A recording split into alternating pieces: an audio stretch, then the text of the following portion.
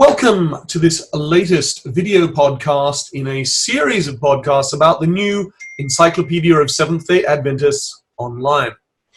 The Encyclopedia of Seventh-day Adventists, or ESDA, was released online on July 1st, and it's the Seventh-day Adventist Church's first online reference work that features thousands of entries from around the world on a variety of topics. If you haven't checked the ESDA website yet, please do so. It's at encyclopedia.adventist.org. You can browse more than 2,000 articles and 3,700 photographs. I'm David Trim. I am the editor of the encyclopedia, and with me today is Dr. Dragoslava Santrac, the managing editor of the encyclopedia and my co-host, and our guest today is Dr. Gary Krause, the director of the Office of Adventist Mission at the General Conference of Seventh-day Adventists. He is also an associate executive secretary of the General Conference and a member of the encyclopedia's editorial board. Gary, thank you very much for agreeing to be with us today. It is my pleasure and my privilege, David. Now, not everyone knows what the Office of Adventist Mission does, so please share with us, what does your job entail? Okay, so the Office of Adventist Mission was formed several years ago, and it's kind of like an umbrella organization for two things. First of all, the Global Mission Initiative, which was voted in 1990, which is to start new groups of believers among new people groups around the world. Second, to care for mission awareness within the church, to let church members know what happens with their mission offerings, what is the broad palette of mission work happening around the world today. So it's global mission, and it is mission awareness. And with global mission, of course, we have church planting, we have urban centers of influence, we have our global mission centers building bridges to people of other world religions. So there's a variety of things that happen within that framework. So when we talk about Adventist Mission, we don't mean just a small evangelistic series in one church. We're talking about something more global than that? Yeah, it's a global view where we basically look at where the church is strong and where it is not strong. And in Global Mission, when they actually planned it, church leaders, they actually got out the world map and they looked at where the church was relatively strong, where it was present, where it wasn't. And so it's an intentional effort to say, how can we bring the good news of Jesus Christ to people who have not heard it before? And we do that within the framework of starting new groups of believers. Yes, Dr. Krause, we are very happy to have someone who is passionate and knowledgeable about the Adventist mission on the Encyclopedia editorial board, because one of the main goals of the Encyclopedia is to be a missionary tool to reach the world with the Adventist message. How do you think the ESDA fulfills this goal, even in a small way? Well, you know, Dr. Santrac, when I was a kid, I remember my father had those green volumes of the ESDA encyclopedia in his library. And there was the encyclopedia volume. And as a kid, maybe I was a nerd, I don't know, but I just loved to open up that volume and just at random, I would just go through and I would read stories. And stories are so powerful. We know that Jesus never spoke without telling a story. And as I look through this wonderful new tool, this online encyclopedia, I don't see it just as a depository of facts and figures and information. It's stories. And stories have the power to motivate. They have the power to inspire. And they also have the power to teach, because as we look at stories of what has happened, we can see things that worked and things that weren't so successful. So we can learn from the good things that happened, but we can also see that mistakes were made. And so as we look to our mission future, I see this as a wonderful tool, a resource to say, this is how God has led in our past. This is what we have learned. This is what we did wrong. And frankly, I mean, I'm naive enough to think that there may be some young people today who will cast their eyes over some of these stories and be inspired by the sacrifice and by the creativity and by the sheer energy of so many Adventists around the world who have been involved in mission and have made a tremendous impact for the Lord. Yeah, that really encapsulates a large part of our dream for the encyclopedia. And I have to say, I also looked at the commentary set on my father's shelves, also a pastor, and admired them and sort of craved to have them, and then I did inherit them. But that includes the encyclopedia volume. So if we're nerds, it's all in there together. But you mention that need to learn lessons, that there's things to be taken away even from stories of falling short, of making mistakes, even of sin, I think. Yeah, definitely. Yes. Now that you mentioned stories, I believe that many of our readers will like the missionary stories, the biographies of our missionaries, and also articles on mission projects in our past history. Could you share a story or two from the encyclopedia that stood out to you? Well, I picked up my old habits again, and I went online and I just started randomly looking through. Let me give you an example. I came across the name of an old school teacher of mine when I was in Newcastle in Australia, high school. He was the deputy principal. My father was the principal. And so I started reading his story. I didn't know half about his life. He went as a young man with his wife to New Zealand to teach at a school. And as they're crossing across the ocean, the Tasman Sea, they got hit by a Japanese torpedo from a submarine. I had no idea. He used to teach me history. I sat in his class. I had no idea. And they had to be rescued and tugged back into Sydney Harbour. And I also didn't realise that his son, who I attended school with, had an older brother who, when the parents were missionaries in Papua New Guinea, they gave his mother gave birth to his older brother, Graham. I didn't realise that at 2 years of age, that child died in the mission field of Papua New Guinea from diphtheria, 2 years of age. So one of the beauties of the encyclopedia is you think that you know the story of a particular person, but you can delve deeper. You can find hidden aspects that, frankly, to me, are inspirational, but they're also cautionary to me to a certain extent, because it's very easy for me in my life to become very comfortable. And as I read the story of Mr. Stan Gillis and his family, worked in Australia, New Zealand, Papua New Guinea, I didn't know he'd lost a child. I didn't know that he'd gone through hardship. And it's a reminder to me that, am I willing to move out of my comfort zone for Jesus, or am I getting too comfortable where I am? And I need to be open to God's leading. That's a great example, Gary. And as you say, there will be, because Adventist history includes everything right up to yesterday, there will be stories of people that our readers knew or know, but have new aspects. But I think what's also exciting from my point of view is that the old encyclopedia had a limited selection of biographical stories. It only had a limited number of biographies, mostly of distinguished church leaders, whereas now the encyclopedia, it still tends to be people who are church leaders, but we've defined that in a different way so that it drills down much deeper. And so it's telling the stories now of many people who might be regarded as ordinary, and yet they were extraordinary in what they were willing to do and what they were willing to sacrifice. And that's part of what I find inspiring. Even though I'm a professional historian, as I read articles, I was finding out things I never knew. I was challenged, but I was also inspired. Yeah, it strikes me as being a kind of a people's history. It's much more egalitarian. And one of the things I really like, one of the things that used to frustrate me with the old encyclopedia was sometimes the entries were like this long, and I wanted to know more.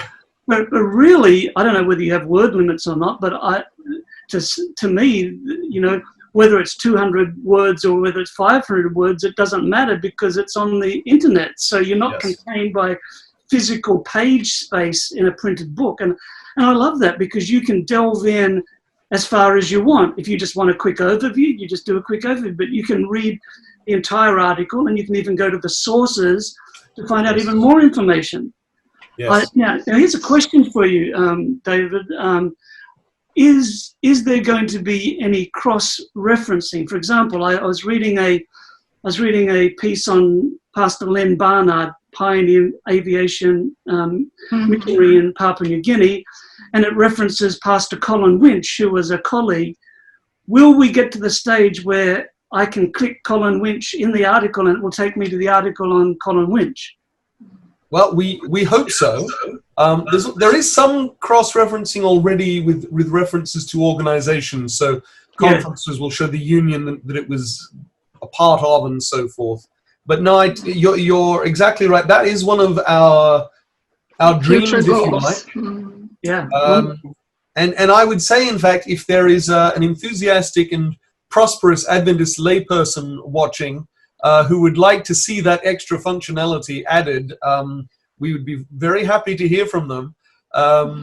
But at the moment, much of our effort has been to getting the articles up online and also to working to get more articles added. But we've always wanted it to exploit the full capacity of the internet and digital technology. Doing that to some extent, but what you described is very desirable, and we're not doing that yet. So thank you for encouraging us to keep that on our to-do list. Yes, and what we like to say is that the launch is like a birth. It's the beginning. So we hope to add new features and many updates, and definitely make the encyclopedia competitive with other similar online reference works. And I think that we already are, but we are working towards getting even better. Oh, well, I think it's great already. I mean, I love the fact that I can click the reference and it'll take me straight down to the references below so I can see it immediately. There's very nice features. It's terrific. Yes, and as you know, and many of our viewers will know, but not all, the old encyclopedia didn't say what the sources were that it was based on, which could be very frustrating, and now they're very fully documented. Yeah. That's part of our commitment to good standards of scholarship, but we still have this desire that it be a missional tool, that this be a tool that can actually, I mean, my dream would be that it would power Adventist Mission to moving forward into the reaching those unreached and underreached people groups. And I probably, providing information there is important actually, because it can show the work that is yet to be done, but I think we come back to the importance of story. Really motivating factor. And one of the wonderful things is, I mean, I sometimes joke that half my life is spent trying to find illustrations for sermons. Well, now, what a wealth of opportunity to find illustrative stories for talks and seminars and sermons, etc., and even articles, David. It's a tremendous resource.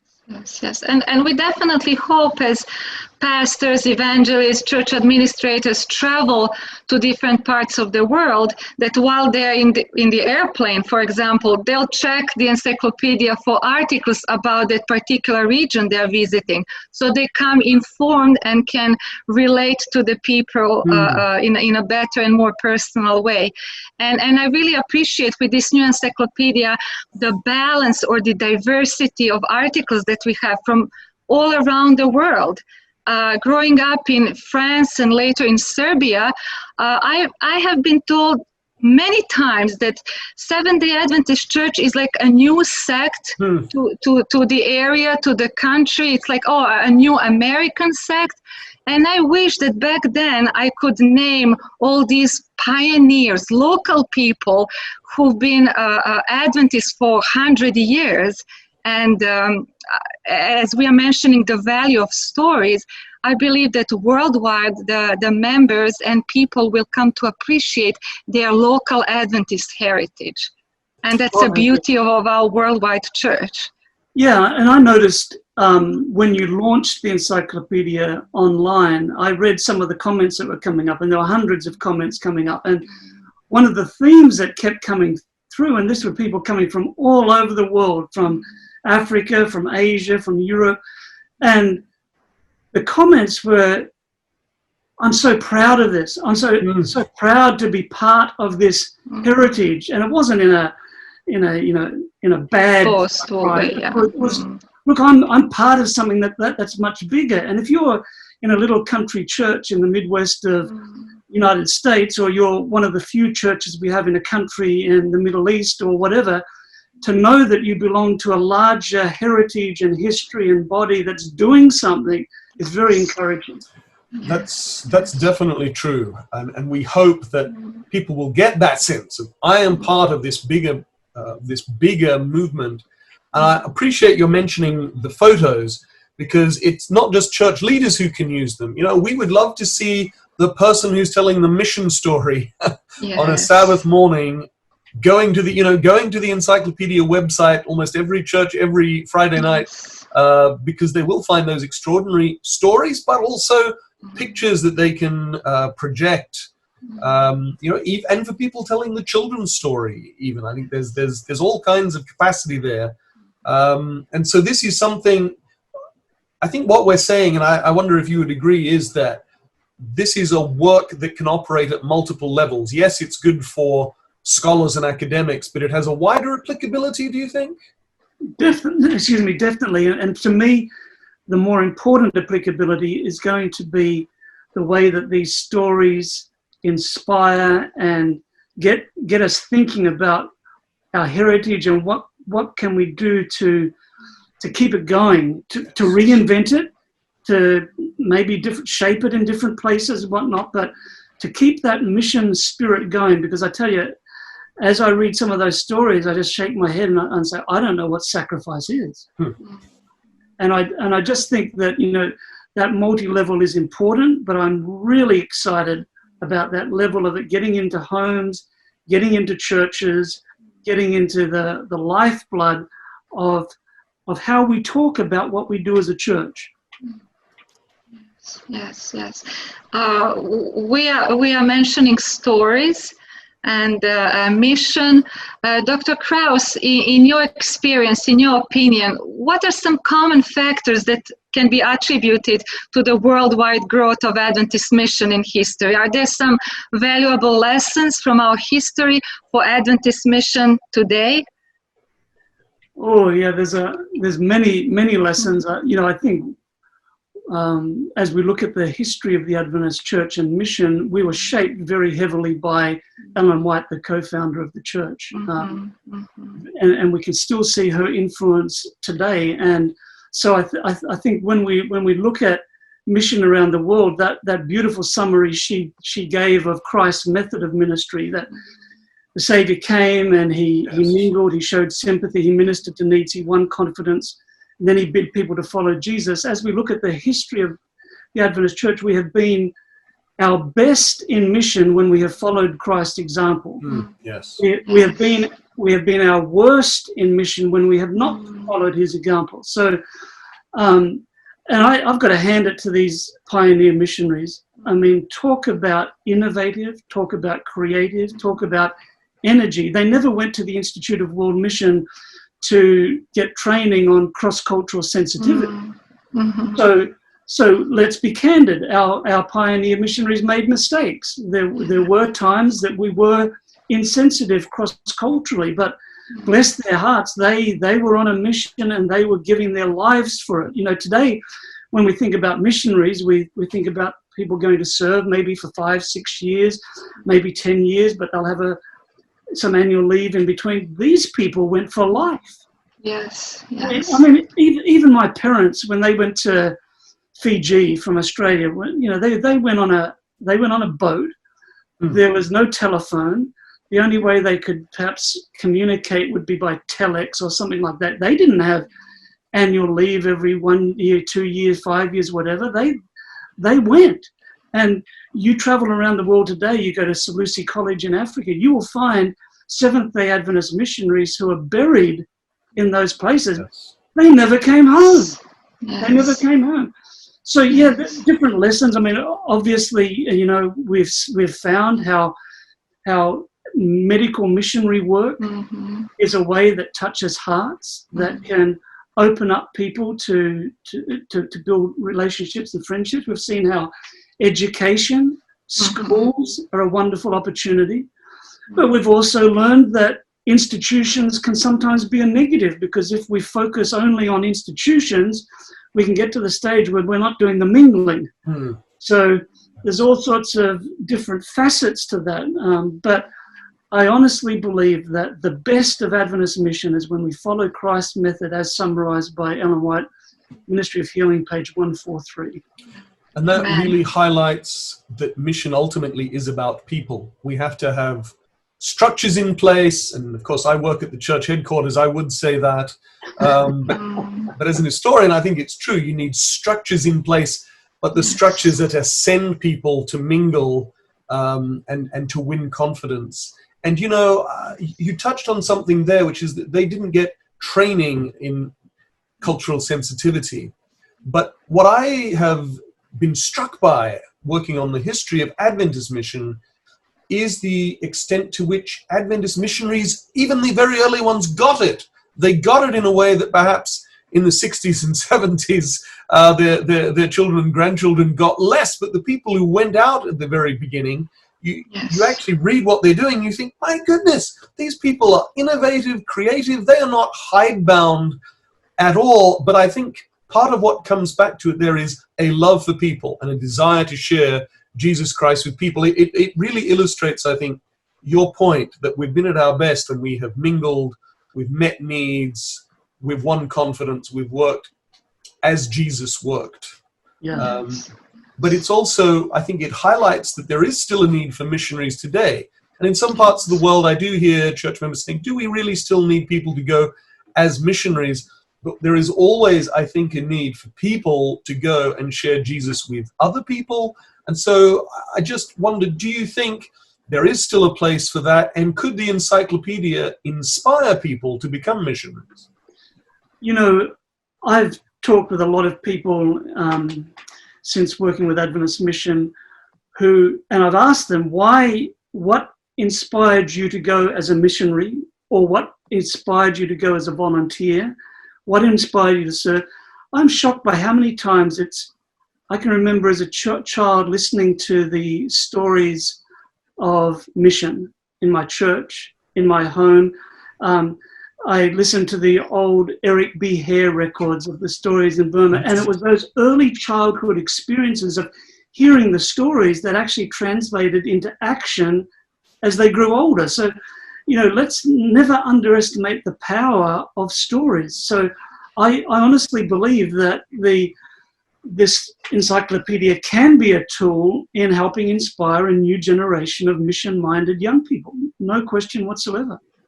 And David, just going back to what you were saying about the sensitivity of the early missionaries, I am aghast when I read at the conditions under some of these missionaries' work.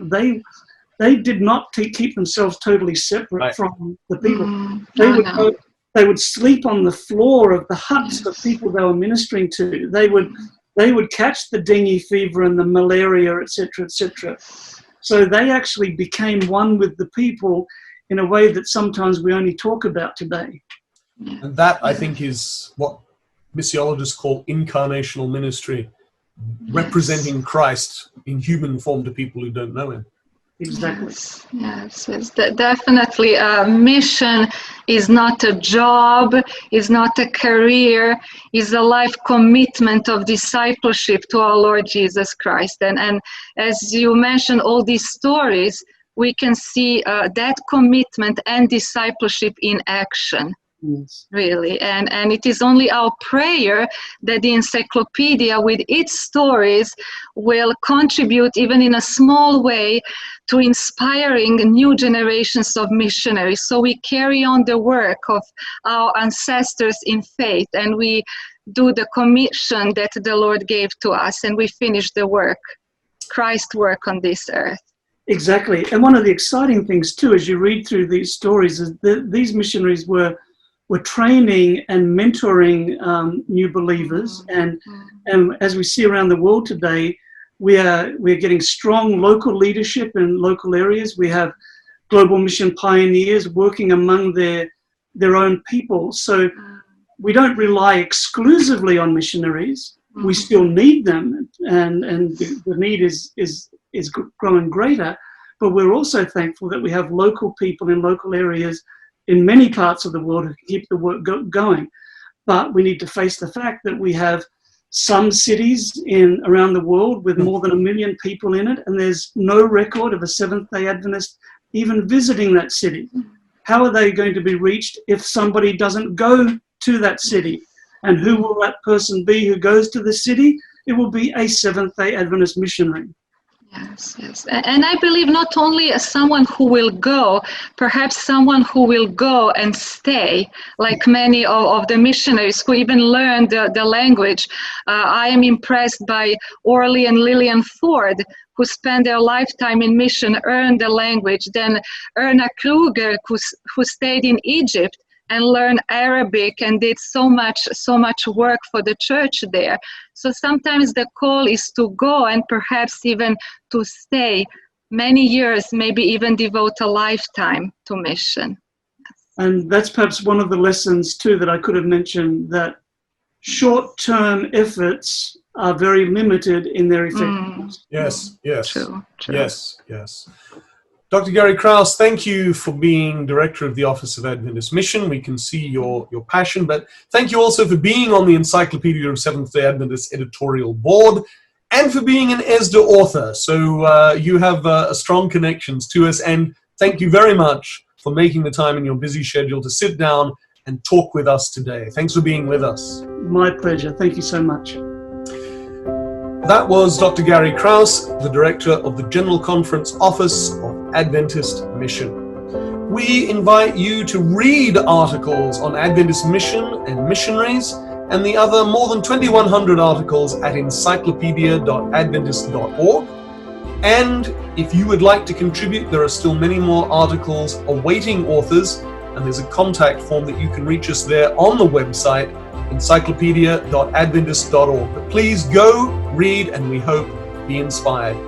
Thank you for watching us, and see you soon with another Encyclopedia of Seventh-day Adventists editor or author. Thank you, and God bless.